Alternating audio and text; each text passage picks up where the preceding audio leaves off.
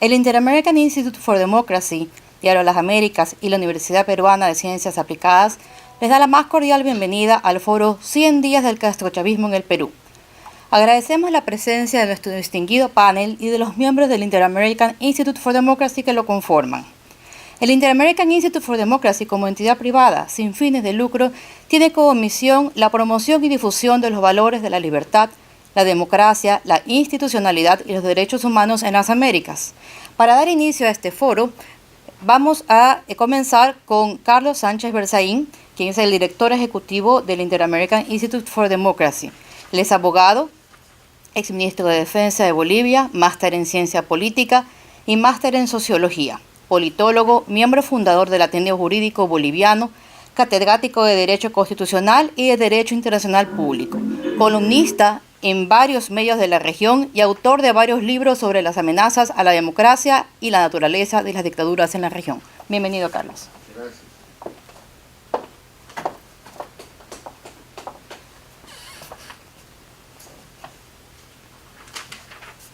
Muchas gracias, buenas tardes. A nombre del Instituto me permito dar la bienvenida a nuestros invitados panelistas de hoy, el doctor Omar Aguapara Franco, el doctor Jorge del Castillo, la doctora Lourdes Flores, el doctor César Combina, el doctor Rafael Rey y nuestro amigo periodista Castro Ocando, que está aquí presente. Saludo especialmente al presidente del Instituto, Tomás Regalado, y agradezco a nuestra directora que hace hoy día de moderadora, la periodista ecuatoriana María Fernanda Egas. El título de este foro es una pregunta que dice 100 días de castrochavismo en el Perú. Se han cumplido los 100 primeros días de gobierno del presidente Pedro Castillo y nosotros queremos que la opinión pública peruana, la opinión pública interamericana, que el mundo reflexione sobre si el castrochavismo llegó al Perú y si se está instalando y cuánto ha avanzado en ese proceso. Para aquello, en esta introducción, simplemente fijar el marco de referencia. ¿Qué es el castrochavismo? El castrochavismo es el castrismo de la década, más bien del siglo XX, que empieza el año 1959 y que agonizaba en 1999 en su periodo especial, recreado con el aporte de capital y la entrega que le hace Hugo Chávez el año 1999, dinero, petróleo venezolano y después Venezuela entera, que se expande en el siglo XXI y que marca la historia de estos 21 años del siglo XXI, ampliando las dictaduras, porque en 1999 teníamos una dictadura, la de Cuba, 22 años después tenemos dictadura en Venezuela, dictadura en Bolivia con disfraz de democracia, dictadura en Nicaragua, el Ecuador ha pasado 10 años de dictadura con Correa, y tenemos la influencia del castrochavismo con gobiernos que son de servicio a ese proyecto, como el de Fernández Kirchner en la Argentina, el de López Obrador en México, y la gran pregunta del gobierno que se acaba de instalar en el Perú. El castrochavismo se presenta con bandera política de socialismo del siglo XXI y opera a través de un instrumento que se llama el Foro de Sao Paulo, cuya descripción pública demuestra que está integrado por elementos que pertenecen más allá de la política, a la delincuencia organizada transnacional, como las FARC, las Fuerzas Armadas Revolucionarias de Colombia, el ELN y otro tipo de organizaciones.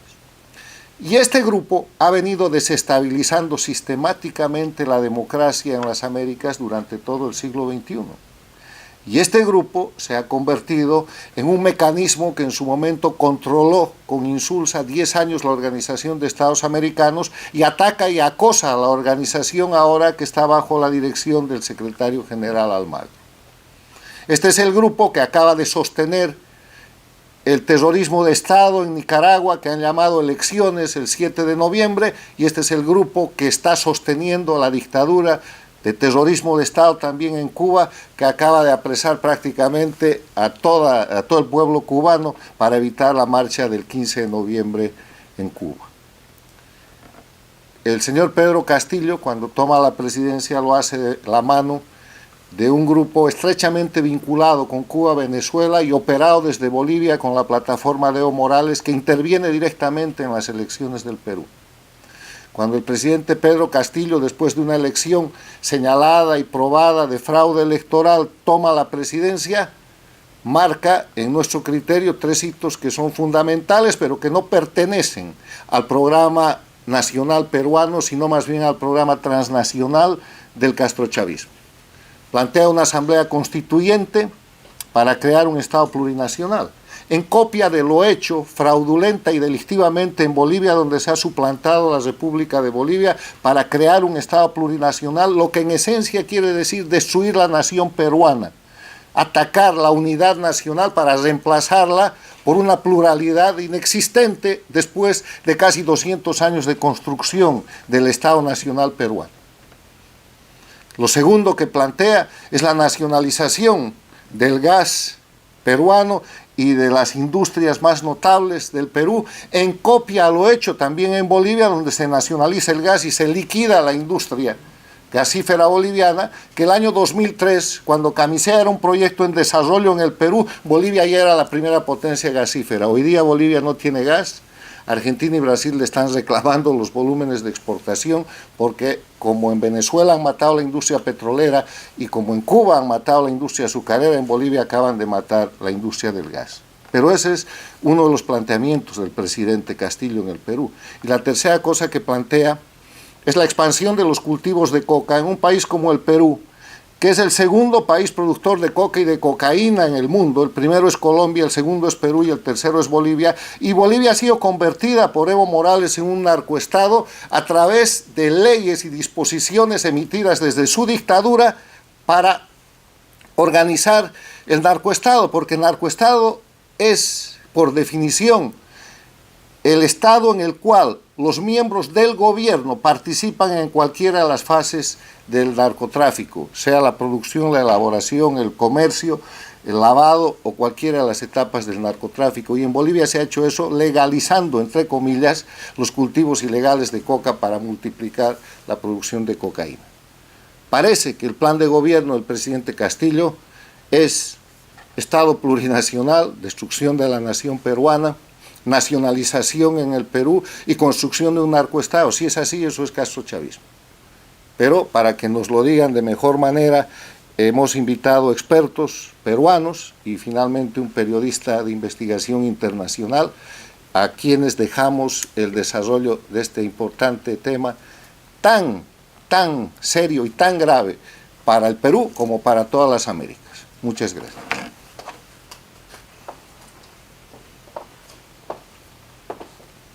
Muchísimas gracias a nuestro director ejecutivo, Carlos Sánchez Berzaín. Ahora vamos a dar inicio a este foro con Omar Aguapara Franco, quien es doctor y magíster en Gobierno, Ciencias Políticas y Relaciones Internacionales por la Universidad de Texas en Austin, Estados Unidos. Bachiller y licenciado en Ciencias Políticas por la Pontificia Universidad Católica del Perú. Ha sido Visiting Assistant Professor en St. Edward's University en Texas. Se desempeña en la actualidad como director y profesor de la carrera de Ciencias Políticas en la UPC, así como profesor de la Universidad de Arizona. Es investigador en temas de política comparada, economía e instituciones políticas. Es columnista en diario El Comercio. Bienvenido. Buenas noches, muchas gracias por la invitación. Es un gusto estar acá acompañado de tan distinguido panel. Y para responder una pregunta que coincido con el doctor Sánchez Berzaín, es urgente, es válida, es necesaria y es muy importante por el contexto que estamos viviendo en la actualidad. Yo tengo una visión un poco distinta, creo que voy a ser el único, un poco la voz en solitario en este panel. Hay varias cosas que comparto con lo que ha comentado, e incluso he tomado como premisa, como punto de partida, voy a estar atento al tiempo, un artículo reciente que publicó el doctor Sánchez Berzaín a propósito de la presencia o de la amenaza castrochavista en el Perú, que sin duda creo, leyendo recientemente autores como Anna Applebaum acerca de cómo Hay un grupo autocrático en general en el mundo y creo que en la región se manifiesta claramente en torno a las dictaduras, a las tiranías que he mencionado en Venezuela, en Nicaragua, en Cuba y, bueno, por supuesto, a raíz de la elección. Pero creo que por fortuna ese proyecto lo veo un poco más complicado en el Perú. Soy un poco más optimista quizás. No necesariamente es motivo de alegría, pero mi interpretación, al menos de estos primeros 100 días, es que lejos de haber un proyecto, o, bueno, a la intención está, yo creo sí, hay un proyecto en vía, pero lo que he visto en estos primeros 100 días al menos es un gobierno débil, dividido, errático e impopular. Y con esas características veo bastante difícil que busquen tener éxito o que logren tener éxito. Quiero ir un poco paso por paso con los puntos que ha mencionado el doctor Sánchez Berzaín. Un poco estas manifestaciones de este gobierno que tenemos dividido, errático, sobre todo, por ejemplo, tiene que ver con el primer punto que estableció el doctor Sánchez Berzaín en su artículo hace 18 días, sobre la pertenencia y la dependencia del Perú en esta órbita castrochavista socialista del siglo XXI, y que se manifestaba, decía el doctor Sánchez Berzaín, como prueba plena en la política exterior que había adoptado el régimen de Pedro Castillo. Y ahí ya vemos una primera contradicción, ¿no? Perú es uno de los países que más bien vota por condenar el régimen de Nicaragua, o la elección de Nicaragua. Se distingue, se diferencia de México, se distingue de Bolivia, se distingue de Nicaragua. Venezuela vota a favor, pero no, obviamente no es el régimen de Maduro el que está votando en ese sentido. Y en la política exterior vemos lo que está pasando en muchas otras arenas de la política peruana, creo yo, que lo que hay es más bien una pugna interna, hay una coalición, creo sí, comparto esa visión de que probablemente haya un ala o una parte de esta coalición que busca replicar lo que sucede en el resto de la región, particularmente Bolivia, creo que es el modelo claro y en eso también lo comparto, pero vemos en votaciones como esta cierta independencia o autonomía, al menos de Cancillería o al menos de Relaciones Exteriores, y creo que es reflejo un poco de que no hay un control total sobre el gobierno, sino que más bien hay varios grupos de izquierda, e incluso, bueno, alguien como Maurto en Cancillería, en brega, ¿no? Y que no hay un rumbo claro, un rumbo definido. Lo mismo lo vemos en el segundo aspecto, que ha sido la profunda inestabilidad de este gobierno, que en los primeros 100 días ha roto récords sudamericanos y no ha logrado sostener ministros enteros, ni un primer gabinete incluso. No, lo que el doctor Sánchez Berzaín interpreta como un método o como un mecanismo, yo lo veo como un símbolo de debilidad, de que se trata de nuevo de un gobierno muy débil, con gente muy inexperimentada, cuyo mayor éxito quizás fue tener el gobierno regional de Junín, pero sin mayor resonancia, sin mayor trascendencia. Y creo que esta falta de profesionalismo, falta de experiencia política, falta de manejo se está notando en estos primeros días y básicamente los ministros caen como fichas de dominó. Y lejos de ser, creo, algo a propósito o un método, creo que la inestabilidad son autogoles, el gobierno mismo se está metiendo cabe y es incapaz de defender a la gente que deciden poner a cargo, ¿no? Y eso ha incluido un primer gabinete bastante cuestionable, que duró menos de 90 días, un segundo gabinete que se está empezando a afianzar un poco más, pero que al que no le faltan tampoco piezas que se van cayendo. Ya cayeron, acaba de caer el ministro de Defensa y está en la mira el ministro de Educación, el ministro de Transportes, el ministro... Es una larga fila de ministros que creo que están prestos a salir y no necesariamente o sin incluso la necesidad de que el Congreso haga control político. No ha habido una interpelación hasta ahora a Ayuder Maraví, ministro de Trabajo. Ese ha sido, creo, el único acto de control político que ha habido hasta el momento, efectivamente. Y más allá de eso, el gobierno ha tenido que forzar la salida de algunos de estos ministros muy cuestionados, insostenibles en su mayoría, pero más que por obra de la oposición, que está, creo que presta y lista para actuar, a sabiendas de que era insostenible la continuidad de alguno de esos ministros. El tercer punto rápidamente sobre el modelo boliviano. sinceramente dudo mucho que el Perú Libre sea el movimiento del socialismo. El movimiento del socialismo básicamente gobernaba Bolivia antes de ser electo, ¿no? Se bajaba presidentes con una facilidad. Evo Morales era el presidente de facto durante las guerras del gas, previo al 2005. Estuvo detrás de la caída de Sánchez de Lozada, estuvo detrás de la caída de Carlos Mesa. El gas era un tema, y eran las guerras del gas. Y yo no veo ni que el gas sea el tema que fue en Bolivia en esos años, ni que el Perú Libre tenga el músculo que el MAS tuvo en Bolivia, ¿no? Ni, obviamente, creo que la habilidad de Evo Morales estará presente en Pedro Castillo, ¿no? Espero no equivocarme, obviamente, pero veo importantes diferencias entre ambas organizaciones.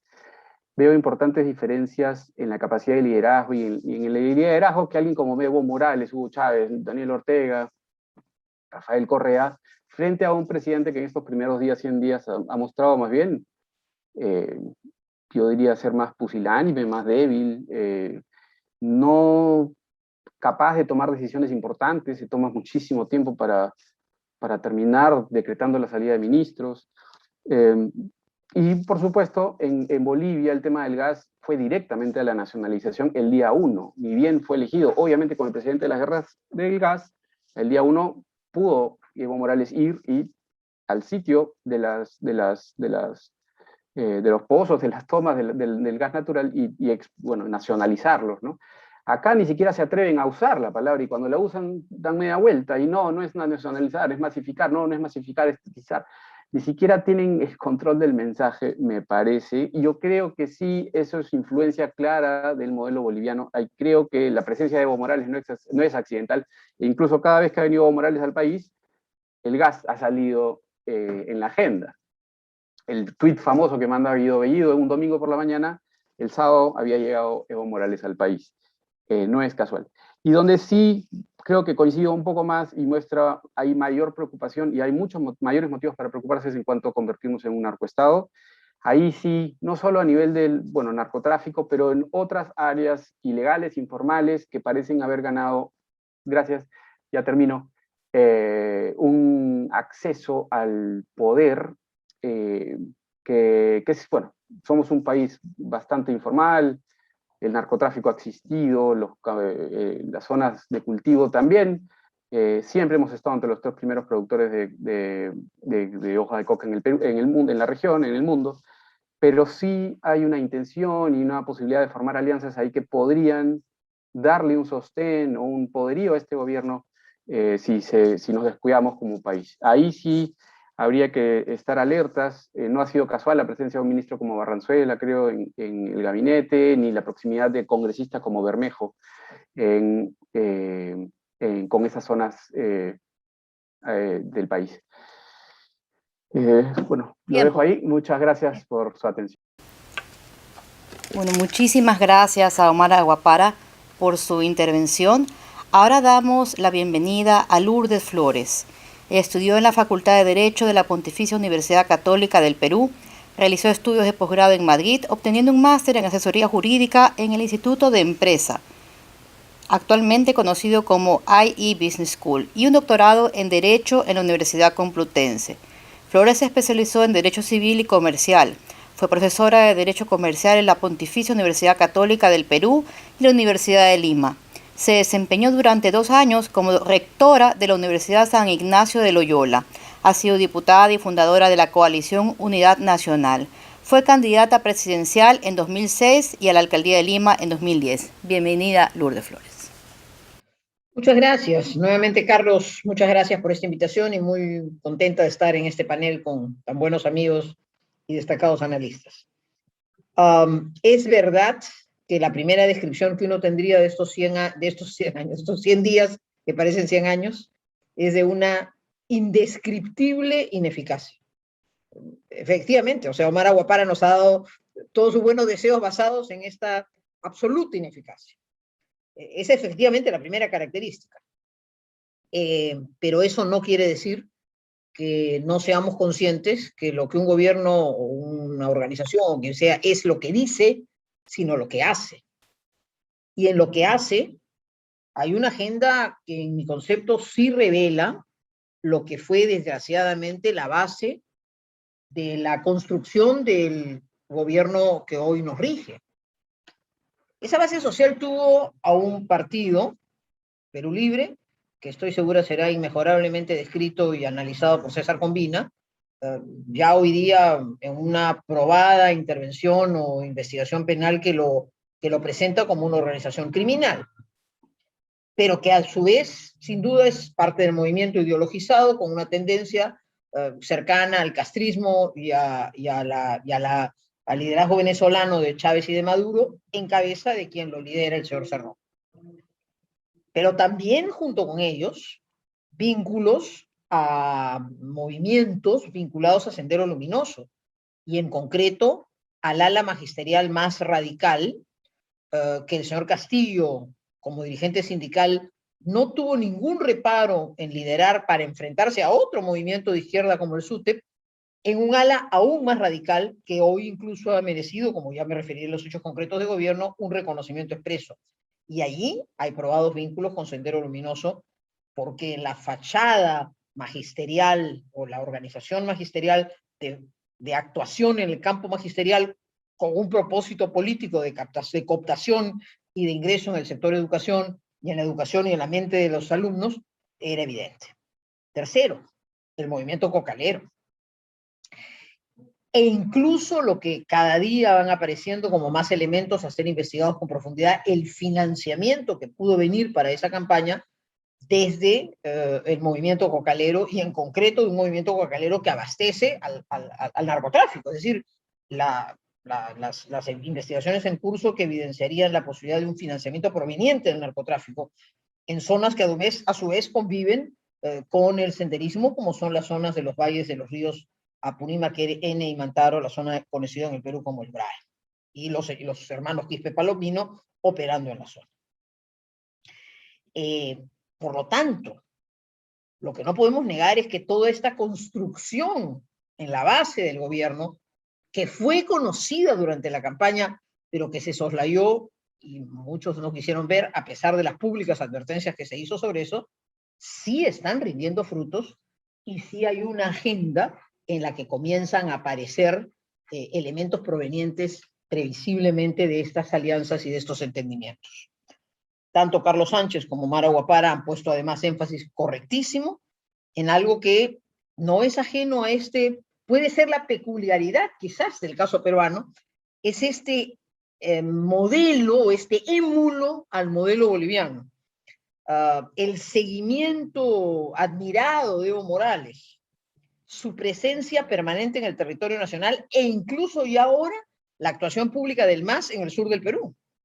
Entonces, es posible que el modelo peruano no sea tanto el seguimiento fiel al castrismo chavista, al chavismo, sino más bien a su manifestación boliviana, por las características además de similitud, particularmente en el mundo andino, que un modelo como el boliviano puede tener respecto al Perú. Pero la agenda de estos 100 días no es casual. Ya he dicho que lo fundamental es la absoluta ineptitud, las contradicciones y las incapacidades, pero hablemos de las cosas que sí se han hecho y que son, en mi concepto, reflejo de estos compromisos previos y de acciones destinadas a veces incluso a tener un ministro como fusible. Por ejemplo, un ministro de Trabajo que llega, ya no está más en la función, pero que reconoce en sus primeras 48 horas de gestión ministerial al sindicato radical del movimiento magisterial, el FENATE. Y luego el ministro sale, pero el sindicato queda reconocido. Segundo, las concesiones al movimiento cocalero. Desde la reducción de recursos inicialmente, el discurso destinado a decir que la DEA debía irse, el cambio de la cabeza de la institución llamada a llevar adelante planes de erradicación y la afirmación por múltiples voceros que la erradicación como tal no ha rendido sus frutos y que hay que ir a una, comillas, política distinta, que llevó al ministro saliente, al señor Barranzuela, a decir que claro, que la coca podía ser industrializada porque la Coca-Cola consumía, ¿no es cierto?, coca, y era una demostración de la industrialización. La realidad, queridos amigos que nos escuchan, es que el Perú está en 88.000 hectáreas de producción de coca. y si no se hacen en este periodo de tiempo y rápidamente acciones de erradicación, que no quiere decir que no vengan acompañadas de sustitución de cultivos, de políticas sociales, de presencia del Estado, etcétera, etcétera, como se hizo exitosamente, por ejemplo, en el Valle del Monzón hace algunos años, lo que vamos a vivir es un crecimiento inusitado y mayor de la presencia de la coca con la influencia, y en efecto se ha llegado a decir la posibilidad de llegar a ser un narcoestado, tema sumamente peligroso, y en eso hay un émulo pues al Chapare, a Bolivia y a su modelo. Tercero, en materia económica, ¿verdad que en medio de estas contradicciones, esta ineptitud, se ha hablado de nacionalización, de estatización, de masificación, se han confundido estos conceptos, pero la realidad es que hay una mirada puesta en el gas? No se sabe bien qué se quiere hacer. Un proyecto de ley que ha ingresado hace 48 horas al Parlamento, que no he estudiado, ya me dicen que habla de una serie de intervenciones estatales y de prácticas. Evidentemente el gas está en la agenda. ¿Qué cosa termina haciéndose? Bueno, no hay precisamente unas mentes lúcidas que sepan qué hacer, pero que el tema está sobre la agenda y que ese influjo boliviano puede darse, no hay duda. Que es una realidad distinta, en eso también doy la razón, pero el tema del gas no ha estado ajeno a la agenda, ha sido un tema central, sigue siendo un tema central, se hará política con él, porque se vende, sin ningún asidero, por supuesto, como la seguridad que con eso el gas llegará a los hogares más baratos. Y ese es el populismo barato que se hace a partir de políticas absolutamente imposibles de llevarse adelante. Se ha hablado también de una segunda reforma agraria, que no sabemos bien, finalmente se habla de la agricultura familiar, qué cosa terminará ofreciéndole al campesino o al productor agrícola más pequeño en nuestro país, que duda cabe que hay necesidades de trabajar por la modernización de nuestra agricultura, por la integración de la pequeña agricultura, etcétera, etcétera. Pero qué carga ideológica se trae cuando se habla de una segunda reforma agraria, evidentemente no es la de un incremento de la producción y de una mayor productividad, sino evidentemente políticas populistas destinadas a repetir el fracaso que Perú ya vivió con la primera reforma agraria. Para citar finalmente, el tema tributario en un proyecto de ley que apunta hacia las clases medias. Bajo la lógica de generalizar ingresos medios como si fueran mayores, hay un ataque muy fuerte. Finalmente, las recientes decisiones en materia de las Fuerzas Armadas y la continuidad de la Asamblea Constituyente como un objetivo.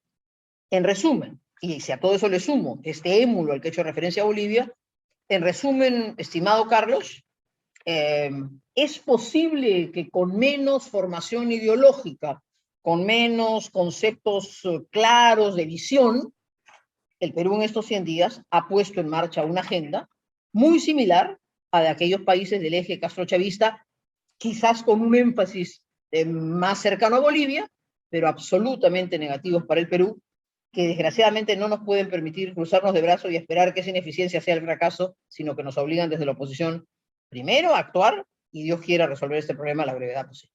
Gracias. Muchísimas gracias a la doctora Lourdes Flores por su análisis.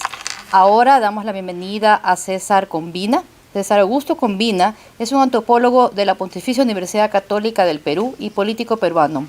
Fue congresista de la República durante el periodo parlamentario de 2020-2021. Desde el 2014 es catedrático de la Universidad Continental de Huancayo.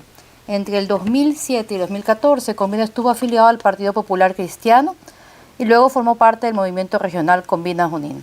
En las elecciones parlamentarias del 2020 fue elegido congresista de la República en representación de Junín por la Alianza para el Progreso para el periodo parlamentario 2020-2021. Bienvenido, César Combina. Muchas gracias. Quiero empezar saludando al instituto, a Carlos, que siempre viene bregando por Latinoamérica y en contra de esta mega organización que busca la pobreza, la miseria y la dictadura en nuestra región. Y también agradecer a cada uno de los que están participando en estos momentos. De verdad que es un gusto poder haber escuchado tanta claridad. Coincido plenamente con lo que ha señalado la doctora Lourdes Flores, en que tenemos un caso sui generis dentro de este mapa del castrochavismo en Latinoamérica. ¿Por qué? Porque en otros contextos el pueblo reaccionó a un engaño, reaccionó a un discurso, reaccionó a un liderazgo que llevó a un dictador a consolidar un proyecto castrochavista. Esto, por ejemplo, lo vimos en Venezuela, lo vimos en Ecuador, lo vimos en Bolivia, lo hemos visto también en Nicaragua y en otros países de Centroamérica.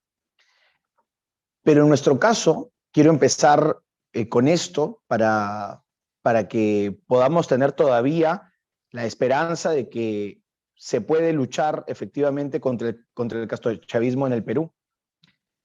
No ocurrió aquí. En el Perú, Pedro Castillo y la organización criminal Perú Libre ingresan a una segunda vuelta con menos del 20% histórico que ha tenido la izquierda peruana. Hablamos que, si recordamos las elecciones presidenciales pasadas y vemos al candidato oficial de Hugo Chávez, que en algún momento fue Ollantumala, pasaba a la segunda vuelta electoral con más de 32%. Es decir, vemos una baja significante en las personas que confiaron en este señor y en su organización criminal. Pero además, esto tampoco viene acompañado con una mayoría parlamentaria. Lo que nosotros advertíamos desde antes, por el inicio de esta organización criminal en la región Junín, es que aquí confluye una serie de situaciones, que es algo así como una serie de eventos desafortunados que nos han ocurrido en el Perú en los últimos años para llegar a donde estamos.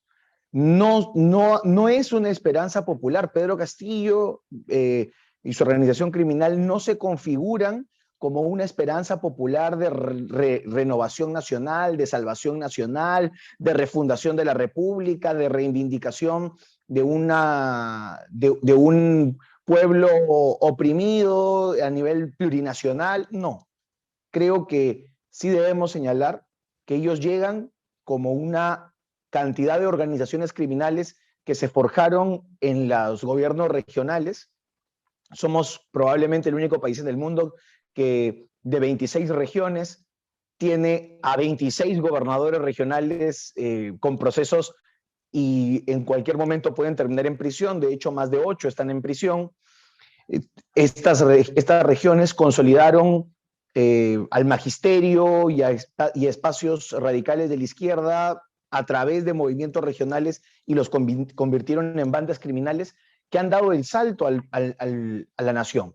Entonces, ¿por qué tenemos en los 100 días no solamente que se pueden calificar como 100 días de traición a los electores de Pedro Castillo, que por ahí confiaron un poco en él, sino también tenemos un gobierno que no tiene el símil de los 100 días de Hugo Chávez, los 100 días de Evo Morales o los 100 días de Rafael Correa? Es porque se ha configurado algo especial, algo diferente. Sin embargo, sí tiene el influjo, el guión y la visión de consolidarse como un régimen castrochavista. Entonces, aquí es donde tenemos a los 100 días que volver a dar un grito de llamada de atención, que volver a sonar algo así como la alarma nacional. ¿Por qué? Porque ya a los 100 días hemos visto que el gobierno está bastante desgastado, es bastante incapaz de gobernar, pero que también tiene la capacidad de generar distractivos tan importantes como, por ejemplo, para generar que la oposición no se pueda unir en ninguna acción concreta. De hecho, pese a que este gobierno ha cometido muchísimas más faltas, muchísimos más errores, muchísimos más delitos que cualquier otro gobierno en sus primeros 100 días, no ha habido ninguna posibilidad de control político desde el Parlamento.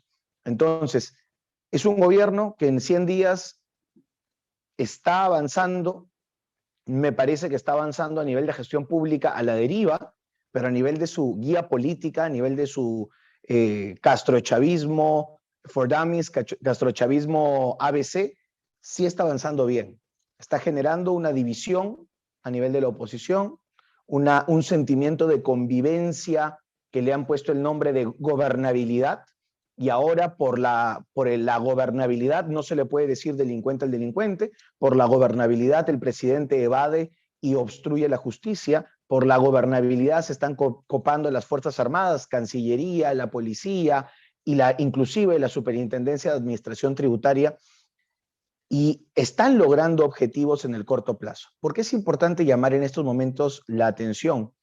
Porque vamos a tener un momento en los próximos días muy difícil para nuestro país. Entre el 15 de diciembre y el 15 de marzo, nuestro Congreso entra en receso parlamentario. Como parlamentario de hace pocos meses, puedo decir que es muy difícil que la Comisión Permanente, especialmente con las condiciones de división que ha forjado el propio Perú Libre hasta estos momentos, tenga la posibilidad de tener un verdadero control político. Por lo que vamos a tener probablemente la mitad de diciembre, enero y febrero completos, en donde no va a haber ni siquiera esta pantomima de oposición, esta forma ligera de oposición dividida, que no ha podido actuar, que no ha podido hacer un balance. Entonces, es en estos meses donde creo que podría ocurrir lo que nosotros ya hemos visto a nivel del guión del castrochavismo latinoamericano. Atentar contra la propia institucionalidad del Parlamento, aplicar a modelos de clientelismo y populismo radical para poder conciliar un poco más la aprobación popular que en estos momentos está muy golpeada y sobre todo socavar la democracia y nuestra Constitución. En estos 100 días también han sido muy proactivos para poder despilfarrar el dinero de todos los peruanos. Así como ya se había generado un gran endeudamiento producto de los bonos que había dado el presidente Vizcarra, ahora se ha dado otro bono, se está dando para el 2022 otro bono universal, lo que nos va a mega endeudar, pero además se anuncia como única medida de la famosa segunda reforma agraria el financiamiento a través de subsidios de la situación de los abonos y fertilizantes global, de los agricultores, que ha sufrido un aumento del precio global, pero que en Perú se ha sentido más por el aumento del dólar. Entonces, tenemos un gobierno que ha afectado hasta el día de hoy la institucionalidad, la economía, pero que en los próximos días va a seguir afectando la democracia y la Constitución. El balance de estos 100 días es que se está caminando hacia un castrochavismo de forma torpe, pero efectiva. Y la oposición tiene que reaccionar rápidamente para evitar una desgracia mayor. Muchas gracias. Muchísimas gracias a César Combina por esta exposición tan clara. Ahora continuamos con Rafael Rey. Él es periodista, ingeniero industrial y político peruano.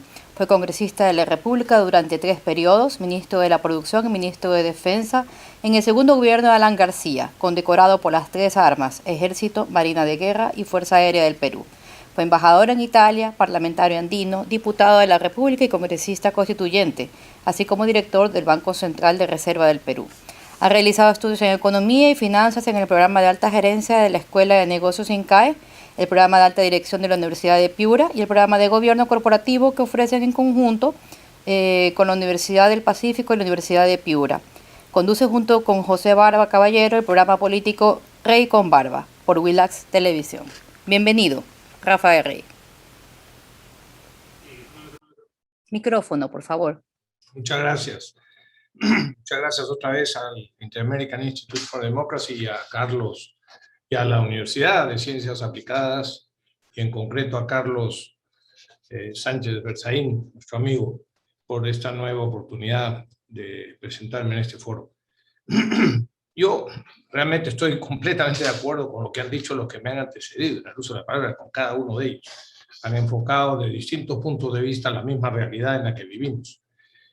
Es evidente que yo recuerdo, estaba en la universidad con el peor de los gobiernos que yo he podido vivir, que fue el gobierno militar de Velasco. Pero no dudo en calificar a este gobierno como el peor de nuestra historia republicana, por lo menos de aquellos que yo he tenido conocimiento directo o indirecto cercano.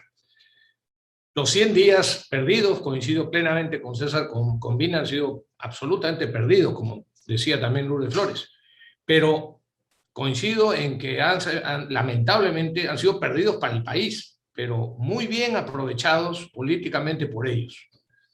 Han sabido colocar a una serie de personas, cada uno más indeseable que el otro, en diferentes instituciones, y es clarísimo su objetivo en el más corto plazo posible de copamiento de las instituciones y, por supuesto, de los institutos armados y de la Policía Nacional, con la que ya avanzó, dicho sea de paso, bastante.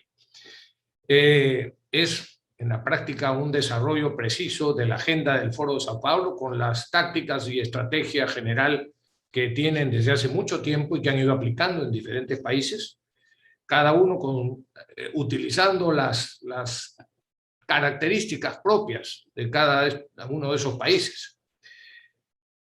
Pero el problema es que no es solamente un gobierno sin rumbo, sino también un gobierno débil, como ha dicho, me parece, Omar. Y creo que eso, además de débil, perdón, es un gobierno lamentablemente inepto, completamente inepto. Pero eso, yo no sé si es una ventaja o una mayor desventaja para nosotros, porque nos lleva al desastre en el mediano plazo, nos lleva a una crisis económica sin precedentes, y si continúa, lógicamente, este gobierno, ¿no? Y a la miseria social con un desgobierno y un caos absoluto. Creo que define muy bien lo que han venido haciendo, esa frase que dice que este gobierno no recluta a funcionarios, no recluta a funcionarios pidiéndoles su currículum vitae, sino su prontuario. Es casi generalizado. Los nombramientos que se han hecho en ministerios, no solo en las primeras personas, en los ministros propiamente, sino también en los puestos intermedios. Es decir, son tantos los casos que no da tiempo de darlos a conocer a la opinión pública. Es imposible dar a conocer la cantidad de sinvergüenzas que están entrando a la administración pública y que tienen, lamentablemente, posibilidades de tomar decisiones que afectan, evidentemente, el futuro cercano y lejano del país. Felizmente, y eso sí que es una, vamos a decir así, novedad que tenía que producirse, porque si no seríamos ya el colmo, felizmente la mayor parte de los medios de comunicación en el Perú se han dado cuenta. Pocos o casi ninguno ha hecho un mea culpa, porque también ellos, muchos medios de comunicación, y yo diría los principales medios de comunicación en el Perú, han permitido que esto suceda, más que sobre la base de levantar a un Castillo, o a un Cerrón, o a un Perú Libre, sobre la base de hundir a todas las demás posibilidades.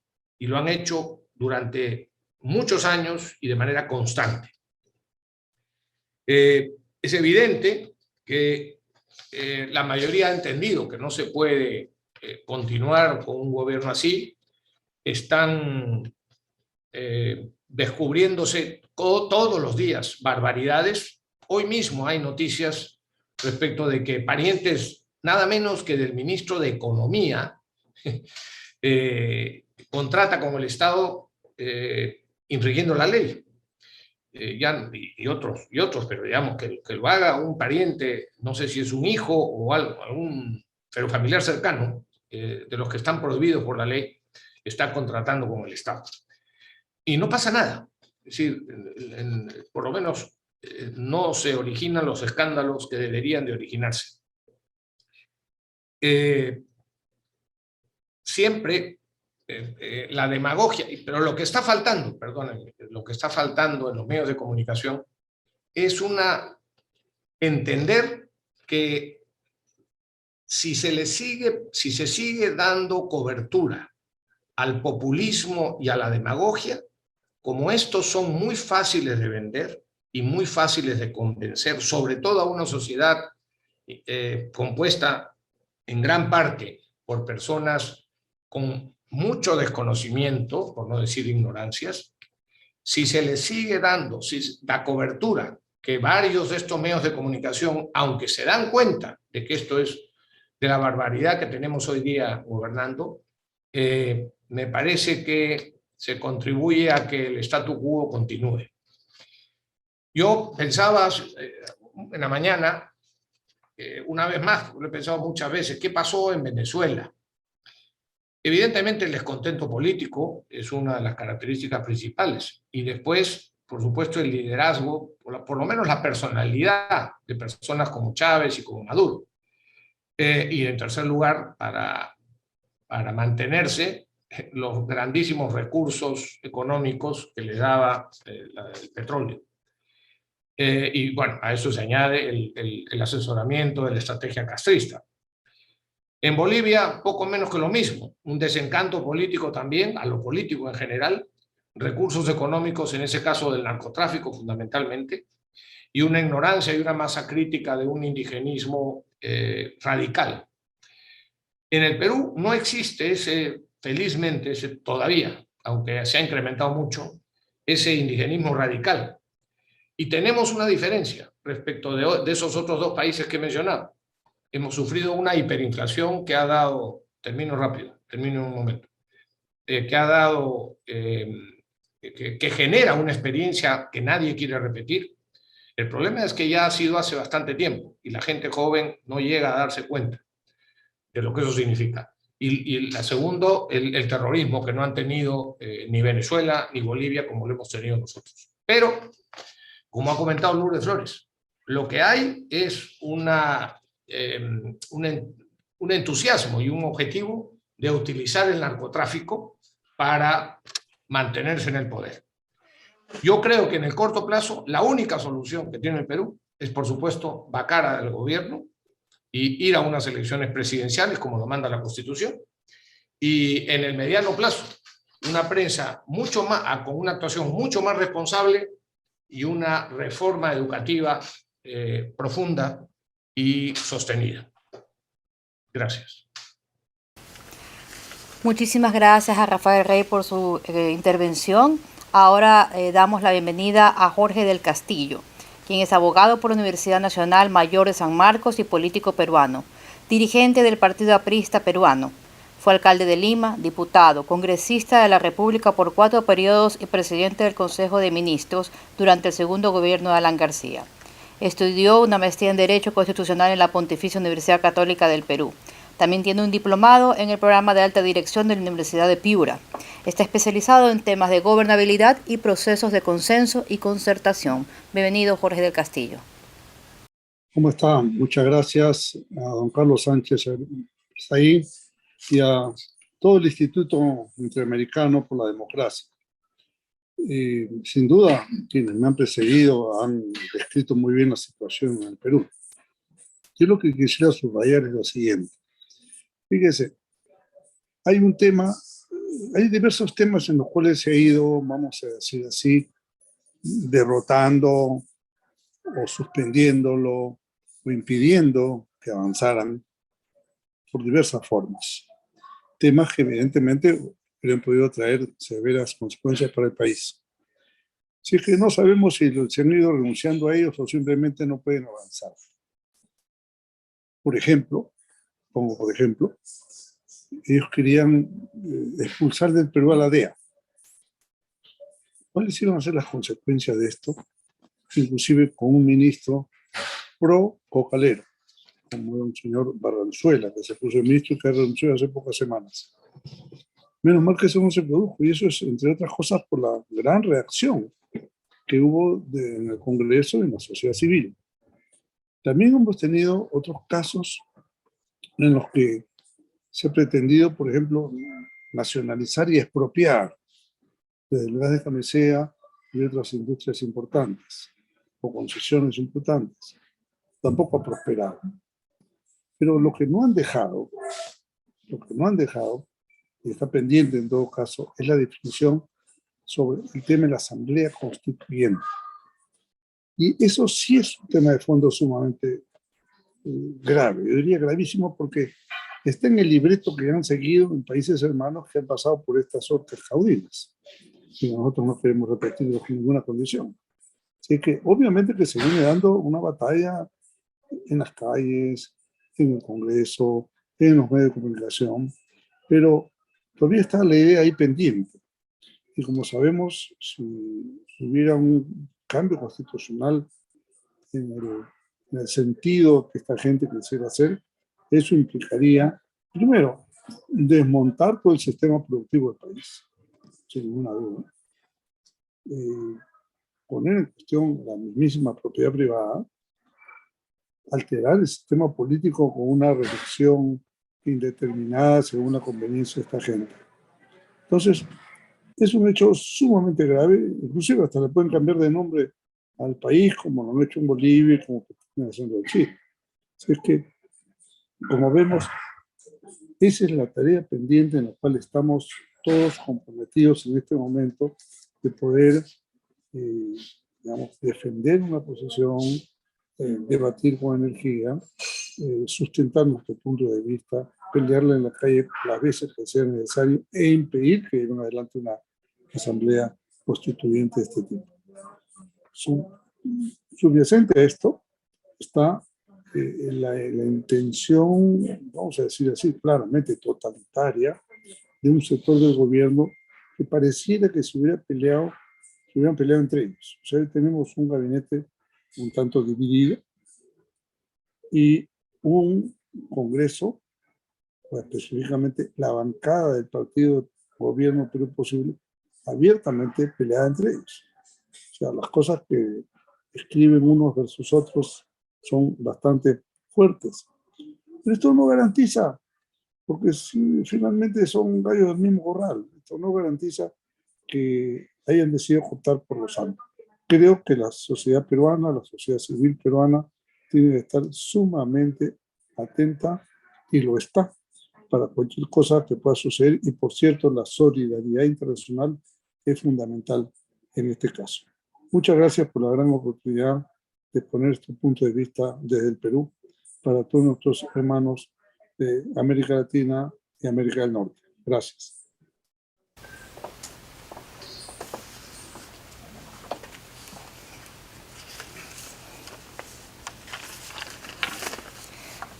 Muchísimas gracias a Jorge del Castillo por sus palabras. Ahora queremos dar la más cordial bienvenida a Casto Ocando, quien es un laureado periodista de investigación de Venezuela. Se inició profesionalmente en 1987 en la Oficina Central de Información. Ha trabajado en el diario El Universal de Caracas, la agencia IPS y el semanario Quinto Día, del que fue jefe de redacción. Ha colaborado con diversas publicaciones como el semanario Tiempos del Mundo en Washington, D.C. y la revista Poder en México. Radicado en Miami, colaboró con el Nuevo Herald y Univisión. Ha sido ganador del premio Emmy y es autor de Chavistas en el Imperio, una lectura indispensable y profunda sobre los negocios del chavismo en Estados Unidos. Actualmente dirige el portal Primer Informe y es un colaborador y amigo de este instituto. Bienvenido, Castro. Gracias.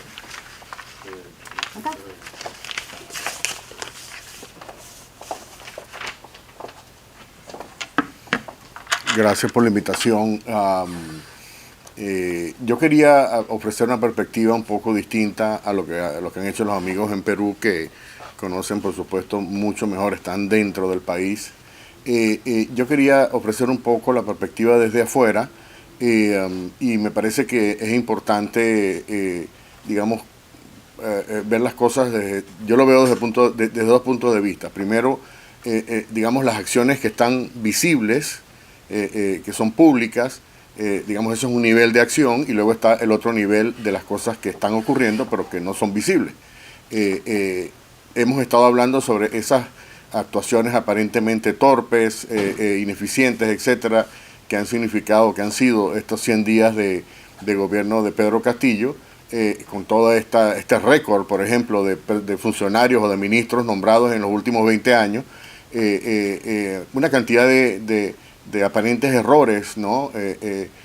Por un lado, pero luego hay otra dimensión del trabajo que está ocurriendo probablemente en conexión con Perú, dentro de Perú, fuera de Perú, pero definitivamente conectado con lo que está pasando, que no está visible, ¿no? Y tiene que ver obviamente con la acción de estos grupos de la inteligencia venezolana, de la inteligencia cubana, de los grupos del narcotráfico, que están trabajando de una manera, digamos, bastante eficiente, sobre todo porque nadie los está viendo con la lupa, ¿no? Nadie conoce lo que está pasando a ese nivel, y yo creo que es importante poner esto, ¿no?, en contexto. Yo creo que Perú es parte en este momento, o por lo menos desde el principio, toda la vinculación de Perú Libre y la vinculación de Pedro Castillo a esta organización, que es una organización continental, es una organización multinacional, internacional, que tiene unos intereses, que tiene unos mecanismos, unas estructuras, un poder político, un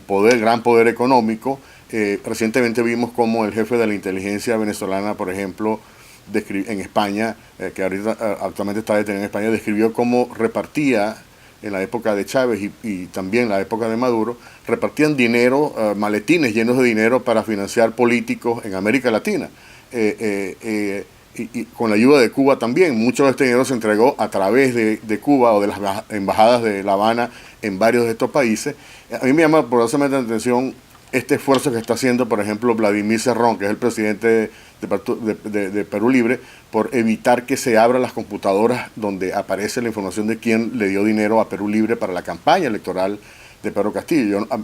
O sea, no me extrañaría para nada que haya dinero que vino de Venezuela, posiblemente que vino de Cuba, y dinero de narcotráfico.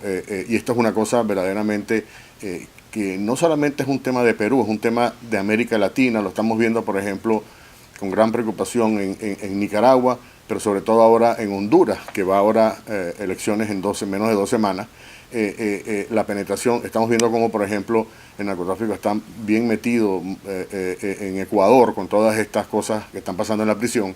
De modo que cuando se observa lo que está pasando en Perú, Perú es parte, no hay que olvidar que es parte de este esfuerzo continental de esta organización, que puede llamarse Foro de Sao Paulo, puede llamarse el Grupo de Puebla, pero que definitivamente tiene los fines que Carlos Sánchez ha definido muy bien como los fines del castrochavismo, ¿no? Utilizar, el populismo, las ofertas engañosas para concentrar el poder, para tomar el poder, para cambiar luego las leyes, la constitución, luego extender los periodos presidenciales, establecer la reelección indefinida, como ocurrió en Venezuela, como ha ocurrido y ahora recientemente en Nicaragua, y luego atornillarse en el poder, ¿no? Y utilizar luego,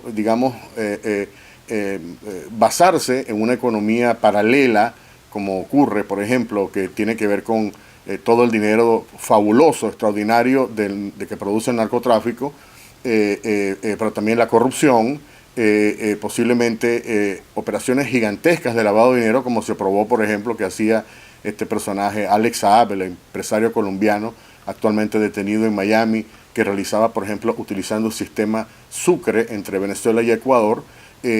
Perú es una economía dolarizada, es una economía que perfectamente puede ser utilizada dentro de de estas estructuras que buscan legitimar unas cantidades enormes de dinero que produce, por supuesto, la venta del narcotráfico. Hay conexiones también muy importantes con los carteles, no solamente los carteles colombianos de la droga, que se ha determinado la presencia en algunos lugares de esta zona que se conoce como el Braem, la zona más importante de producción de hoja de coca y de cocaína en Perú, sino también la presencia bastante agresiva de los carteles mexicanos de la droga. Una de las cosas que llama la atención en Estados Unidos, por ejemplo, es este último caso que ocurrió en Filadelfia, que fue un barco que descubrieron con el mayor cargamento en la historia de cocaína, que eran 16 toneladas, más de $1.000 millones de costo. Y en la investigación que hizo el Departamento de Aduanas y Homeland Security, que fueron los que estuvieron a cargo de la DEA, por supuesto, se descubrió que gran parte de esta droga fue embarcada, ¿no?, en alta mar, utilizando una técnica bastante novedosa, que era básicamente lanchas que iban cargando en alta mar el barco, y las lanchas salían, por supuesto, de territorio, la mayoría de las lanchas cargadas de cantidades enormes de droga, de cocaína, salieron de las costas peruanas, ¿no? Ni siquiera de Ecuador, que ahorita tiene una tremenda actividad también, sino de Ecuador, de Perú. Y luego este barco viajó por toda la costa Pacífico y después finalmente entró al Canal de Panamá y llegó a Filadelfia y bueno, se produjo esto ocurrió, fue una operación en conjunto con carteles que operan ya en Perú. Y muchas de las otras operaciones, por ejemplo, hay una investigación que en este momento está desarrollándose en fiscalía aquí en Miami, que tiene que ver con una red de narcotráfico entre Venezuela y Perú a través de PDVSA, y estoy hablando de una operación que se desarrolló antes de la llegada de Castillo, a través de la refinería, una refinería creo que se llama La Pampilla, que está manejada por, o mejor dicho, opera allí la compañía, o creo que es propiedad de la compañía española Repsol, pero definitivamente la investigación reveló que los narcotraficantes venezolanos estaban utilizando no solamente la estructura de PDVSA para transportar la droga hacia Perú, sino además utilizaban las instalaciones de la refinería para sacar la droga dentro de los barcos de Repsol, que luego daban la vuelta enorme hasta llegar a España, ¿no? Eso es una parte de una de las, digamos,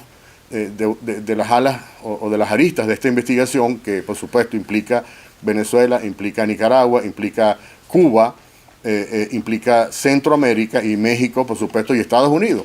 De modo que estos son factores que no tienen nada que ver con lo que está haciendo Castillo, digamos, torpeza o no torpeza, están actuando dentro, actuaban desde antes que llegara Castillo, ahorita tienen por supuesto posiblemente una mejor bienvenida, ¿no? Y esto es uno de los temas de preocupación que existe aquí en Estados Unidos, porque una de las cosas que ocurre cuando el narcotráfico entra es que comienza a, digamos, corromper las estructuras policiales y militares, ¿no? Y esto puede ocurrir, puede estar ocurriendo. El otro elemento que no se está viendo es cómo, por ejemplo, están actuando los venezolanos y los cubanos dentro de Perú. Por ejemplo, hay un trabajo que estamos haciendo de investigación en este momento, revela que, no voy a dar muchos detalles, pero cómo Venezuela está aumentando la cantidad de operadores de la inteligencia venezolana, que se llama el SEBIN, y luego lo mismo lo están haciendo los cubanos. Por ejemplo, para el ascenso de Castillo al poder, la persona que representó al gobierno cubano fue el ministro de la Defensa el MINFAR de Cuba, y hay indicios de que hay una actividad que, por cierto, no es una cosa nueva, es un manual de estilo que tiene la inteligencia cubana, que consiste básicamente en detectar, en atacar, digamos, los grupos opositores en este caso, el presidente Castillo. Lo hicieron en Venezuela contra, o sea, con los opositores a Chávez y a Maduro, y una de las cosas interesantes, o mejor dicho, cómo ellos actúan es tratando de crearle problemas judiciales a la oposición, ¿no? Debilitando la oposición, dividiendo, bien sea pagando por sobornos, los graban. O sea, es parte de un manual que, por cierto, uno de esos manuales se filtró luego porque era parte del entrenamiento de fuerzas de inteligencia en Venezuela. Es muy interesante, fue una presentación, revela cómo ellos comienzan a atacar sistemáticamente.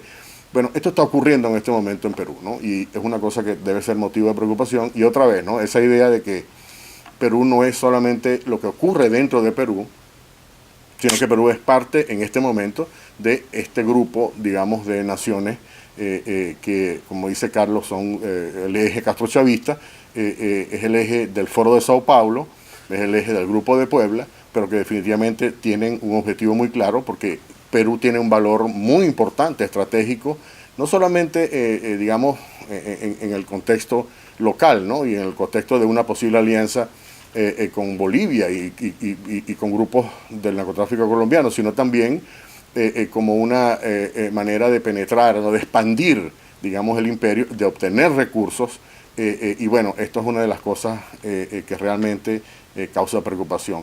El otro tema es básicamente lo que Estados Unidos está esperando que ocurra. Digamos, en este momento hay gente de diferentes niveles del gobierno aquí en Washington, que están tratando de esperar, o sea, están tratando de ver por dónde se va encaminando. Por eso es que esta aparente torpeza, ¿no? Que a mí me parece que es más bien como un ensayo-error. Vas lanzando globos de ensayo, si funciona, sigues adelante por esa vía, pero si tiene una reacción muy fuerte te vas por otro lado. Entonces da una impresión de que hay como torpeza en el desempeño, pero posiblemente sea... Y Estados Unidos está observando, obviamente no quiere atacar o no quiere entrar, digamos, ¿no? Como una fuerza de choque para tratar de frenar, ¿no? Hay gran preocupación. Lo importante y lo interesante es que a nivel del Congreso, por ejemplo, a nivel de ciertos altos funcionarios del Departamento de Estado, hay una preocupación de que esto pueda convertirse en otra plataforma, sobre todo por el tema del narcotráfico, ¿no? Y esto es una de las cosas que me parece que está causando una decisión en muchos de estos organismos que vigilan el impacto del narcotráfico en Estados Unidos proveniente de Sudamérica. Y bueno, yo creo que esto pudiera ser un elemento a futuro, pero por ahora yo creo que es importante tener en cuenta que o sea, todo este contexto internacional en el cual Perú está inmerso y cómo esto pudiera afectar, digamos, en el corto plazo o en el mediano plazo el futuro de Perú.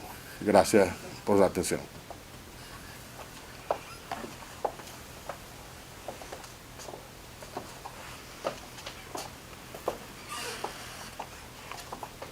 Muchísimas gracias a Casto Cando por su visión desde la experiencia. Y para finalizar este foro vamos a dar paso a Tomás Regalado, que es presidente de Inter-American Institute for Democracy. Él fue alcalde de Miami durante 8 años, exdirector de Radio Televisión Martí, periodista con vasta experiencia nacional e internacional en varios medios de comunicación. Cubrió guerras civiles como las de Angola y Mozambique y actualmente mantiene su programa en Mega TV y es un verdadero referente en el periodismo en Miami y Estados Unidos. Bienvenido, presidente.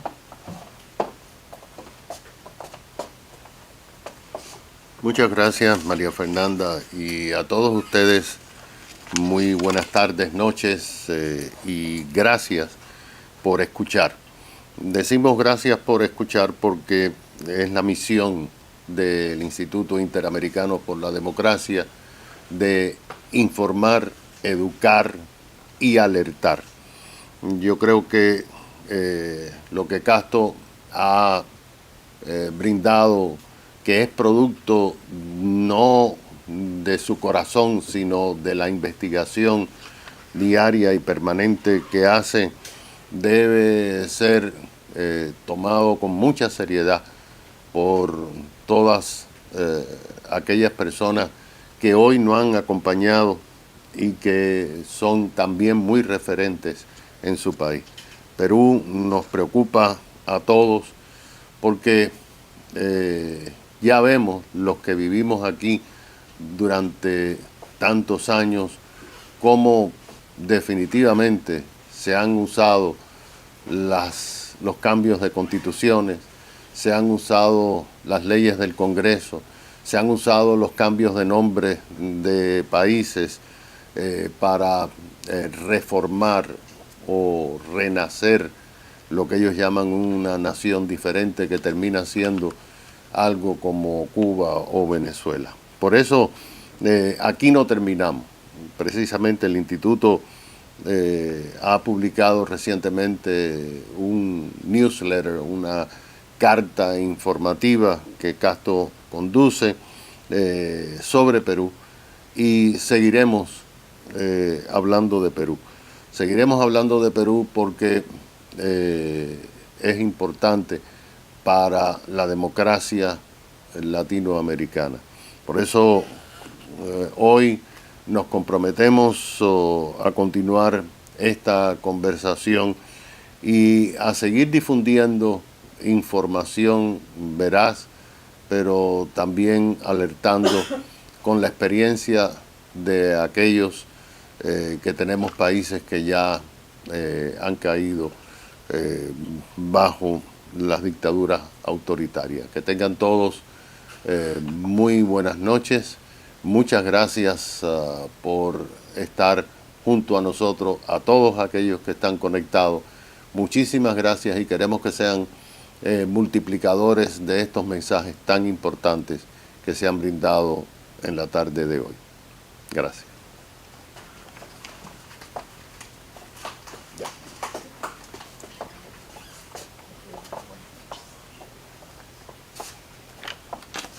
Muchísimas gracias a nuestro presidente Tomás Regalado.